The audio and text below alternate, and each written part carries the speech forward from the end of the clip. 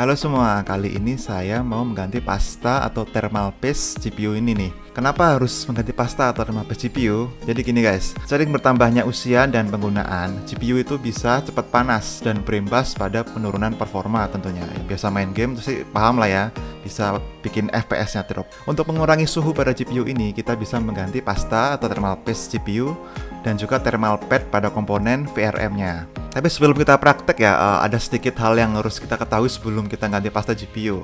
Jadi yang pertama, penggantian pasta GPU itu bisa menghanguskan garansi. Nah ini cukup penting karena kalau misalkan teman-teman pakai GPU yang baru masih ada garansi, terus mau diganti thermal paste-nya, itu bisa menyebabkan garansi hilang karena kita harus membongkar GPU tersebut. Kemudian harus dilakukan dengan hati-hati karena thermal pasta yang memiliki konduktivitas listrik yang tinggi bisa membuat komponen GPU-nya short atau konslet nih, yang dapat menyebabkan kerusakan. Kemudian penggantian pasta GPU belum tentu dapat mengurangi suhu dan meningkatkan performa GPU jika dilakukan dengan cara yang kurang tepat. Nah makanya kita harus hati-hati dan teman-teman bisa lihat caranya yang saya lakukan di video ini. Oke, ini adalah GPU Radeon RX Vega 64 8GB.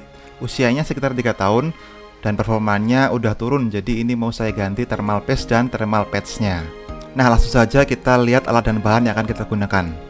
Yang pertama tentu saja kita membutuhkan thermal paste atau pasta GPU. Di sini saya menggunakan Cryonaut dari Thermal Grizzly. Ini mempunyai tingkat konduktivitas yang bagus ya, sehingga bisa mengurangi suhu dengan efisien. Kemudian selain itu kita juga menggunakan thermal pads ya. Ini untuk kita mengganti thermal pads yang lama. Dan juga kita membutuhkan obeng untuk membuka GPU-nya. Selain itu kita juga membutuhkan alkohol untuk membantu membersihkan sisa thermal paste yang lama ya. Dengan dibantu dengan ini lap, kita ada lap dan juga cotton bud. Lapnya bisa menggunakan microfiber atau tisu. Saya menggunakan tisu basah yang sudah dikeringkan sedikit. Oke, langsung saja. Yang pertama kita harus membongkar atau membuka GPU-nya itu sendiri. Di sini ada beberapa skrup yang harus kita buka ya. Selain skrup-skrup ini juga ada satu skrup tersembunyi biasanya, dan itu dilabeli dengan untuk label garansi biasanya. Dan itu harus dibuka juga sehingga otomatis akan menghilangkan garansi dari GPU-nya yang sudah saya sebutkan tadi ya di awal. Ini akan sedikit makan waktu yang cukup lama, jadi akan saya cepetin dikit ya.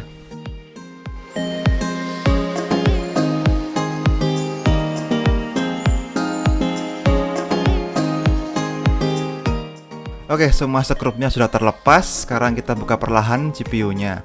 Ini hati-hati ya, karena di bagian bawah boardnya itu ada konektor yang ke arah pendingin atau kipas. Ini harus kita buka dulu supaya tidak mengganggu. Dan bukunya juga harus hati-hati ya, jangan sampai rusak.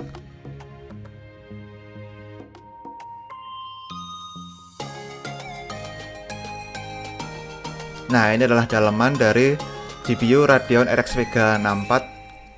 Di situ ada beberapa komponen utamanya ya, ada GPU-nya dan juga VRM-nya. Itu adalah beberapa bekas dari thermal pads dan juga thermal paste yang akan kita bersihkan nanti. Nah, itu komponen utamanya yang terdapat bekas dari thermal paste-nya. Selain itu di sisi sebelahnya, di baliknya itu di pendinginnya juga terdapat sisa dari thermal paste yang akan harus kita bersihkan. Selain itu juga ada bekas thermal pads-nya yang akan kita bersihkan juga dan ganti dengan yang baru.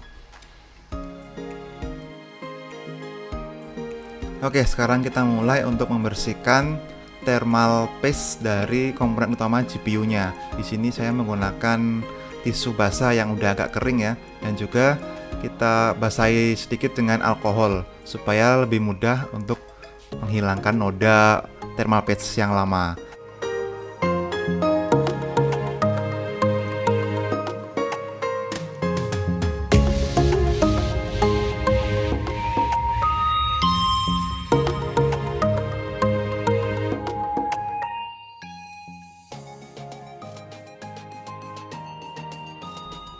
Untuk membersihkan bagian yang sudah dijangkau, terutama di bagian komponen mikronya, kita bisa memanfaatkan cotton bud yang sudah dilapisi alkohol untuk mempermudah proses pembersihan. Pastikan sisa-sisa pasta GPU lama sudah benar-benar dibersihkan dari komponen utama GPU dan komponen mikro lain di sekelilingnya.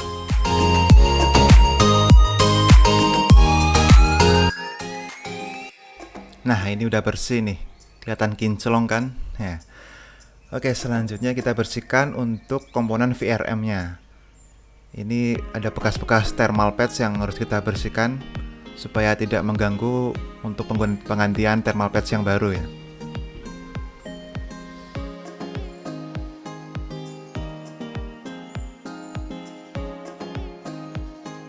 Oke, sekarang kita pindah ke bagian pendinginnya. Di sini kita juga bersihkan sisa-sisa thermal paste yang lama menggunakan tisu dan alkohol juga. Kita bersihkan sampai semua sisa-sisanya habis.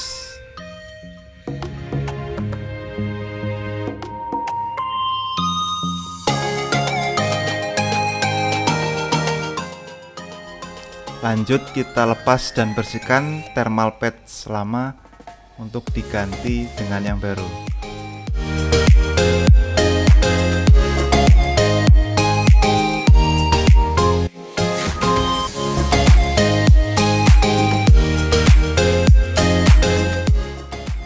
Oke, setelah dibersihkan, sekarang saatnya kita laksanakan misi utama untuk mengganti thermal paste yang baru. Nah, kita unboxing dulu ya guys, ya, thermal paste-nya. Kita cek dulu nih isinya apa aja. Ternyata isinya ada kartu sertifikat keaslian. Ini yang bisa dicek secara online ya. Kemudian ada buku manualnya. Sorry, bukan buku manual, kertas manual ding, karena gak tebel ya. Oke, ini penampakan thermal paste-nya dan juga ada bonus spatula. Fungsi spatulanya ini untuk meratakan thermal paste-nya ya, bukan buat bikin Krabby Patty loh ya. Oke, kita baca dulu kertas manualnya. Isinya berupa instruksi penggunaan. Ini yang nomor 1 udah beres ya, kita udah bersihkan sebelumnya. Kemudian nih yang nomor 2 nih, ada beberapa opsi atau pilihan yang bisa kita gunakan. Yang pertama, penggunaannya dibentuk dengan huruf X dan diratakan dengan spatula. Yang kedua, cuma ditaruh di tengah-tengah, dibentuk buletan aja dan gak ada apa-apain. Ya, itu pilihan sih teman-teman, kalau mau pakai yang pertama atau kedua terserah. Kalau saya menggunakan yang pertama, yaitu dengan membuat huruf X kemudian diratakan dengan spatula. Oke, kita mulai. Buka dulu untuk thermal paste-nya, kemudian tinggal disuntikan dibentuk huruf X ya. Ini pilihan sih teman-teman, mau pakai yang mana terserah. Kalau saya menggunakan cara yang ini supaya lebih rata. Penggunaannya juga jangan terlalu banyak dan jangan terlalu sedikit juga, sedang-sedang aja. Kalau saya sih, saya sisain sedikit untuk digunakan di CPU ya.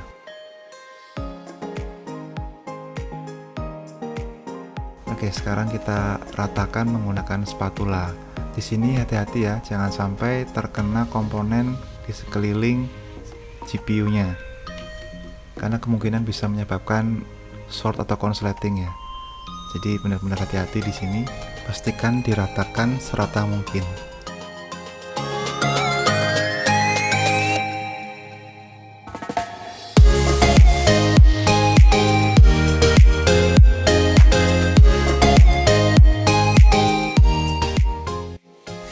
Oke, sekarang kita lanjut memasang thermal pads-nya. Pastikan ukurannya sesuai ya dengan penampangnya atau dengan ukuran thermal pads yang lama. Dan juga ketebalannya juga disesuaikan dengan penampang dan juga jarak antar penampang dan VRM-nya. Cara penggunaannya cukup mudah, tinggal dibuka saja seperti menggunakan double tip ya. Dibuka kedua sisinya sehingga ada bagian yang cukup lengket untuk menempel pada penampang pendinginnya dan juga kepada VRM-nya.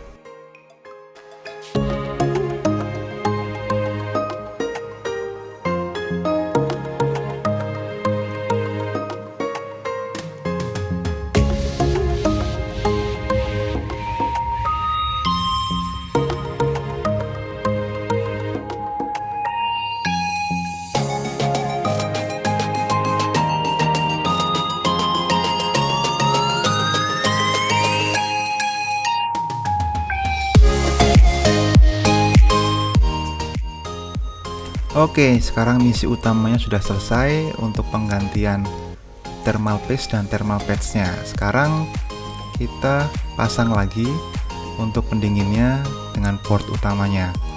Di sini hati-hati untuk pemasangan kabel pada pendinginnya supaya tidak terjadi kerusakan. Kemudian kita pasang kembali. Ingat ya, harus pas antara permukaan board dan juga pendinginnya supaya tidak terjadi kesalahan pada saat kita melakukan penyekrupan kembali.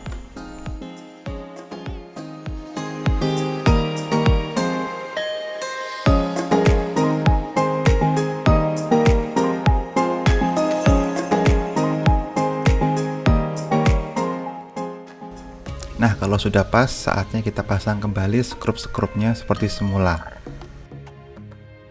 Pastikan skrupnya benar-benar kencang dan terpasang dengan baik ya, supaya penampang pendingin dan juga board GPU-nya bisa menempel dengan sempurna. Karena kalau nggak kenceng, nanti akan terjadi gap antara pendingin dan juga boardnya. Ini yang membuat pendinginannya jadi tidak bagus. Bahkan bisa membuat GPU-nya jadi lebih panas daripada sebelumnya. Kan jadi sia-sia dong kalau kita udah ganti semuanya ternyata malah jadi lebih panas, ya kan? Jadi pastikan skrupnya benar-benar kencang ya guys.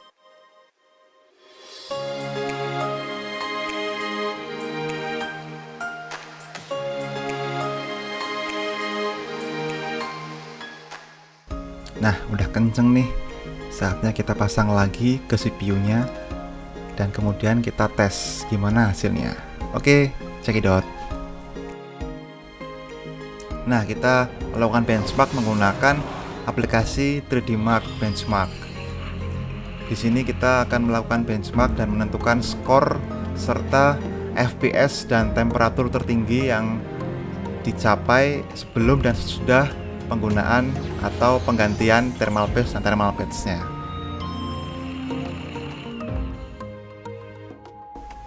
Oke, ini hasil dari benchmarknya. Overall skornya adalah 5618. Dan kalau kita lihat ke bawah, di sini ada time frame untuk FPS dan juga suhunya. Untuk di sini rata-rata rentangnya antara 70 sampai 73 derajat. Dan kemudian kalau kita lihat untuk FPS yang paling tinggi itu sekitar 72 atau 73 derajat. Nah, gimana setelah kita melakukan penggantian pasta GPU dan juga thermal pad-nya? Ini ternyata kita ada kenaikan skor yang cukup banyak ya, tapi kita lihat dulu detail time frame-nya untuk rentang suhu dan FPS-nya ya. Di sini rentangnya yaitu antara 61 derajat sampai dengan 69 derajat. Ini kita lihat kalau untuk yang FPS yang paling tinggi ternyata bisa sampai 70-an FPS dan suhunya cuma sampai 70-an derajat, 71 derajat. Ya, ini ada sedikit penurunan suhu dan juga peningkatan performa tentunya ya. Jadi yang kita lakukan ini berhasil. Oke, sampai di sini aja pertemuan kita kali ini teman-teman. Terima kasih sudah menonton video ini sampai selesai. Semoga bisa menginspirasi dan jika teman-teman mau mencoba menggunakan penggantian thermal paste dan thermal paste ini, silahkan ikuti tutorial yang sudah saya sampaikan dari awal atau bisa lihat juga di internet ya. Oke, sampai jumpa kembali di video kita selanjutnya. Bye bye.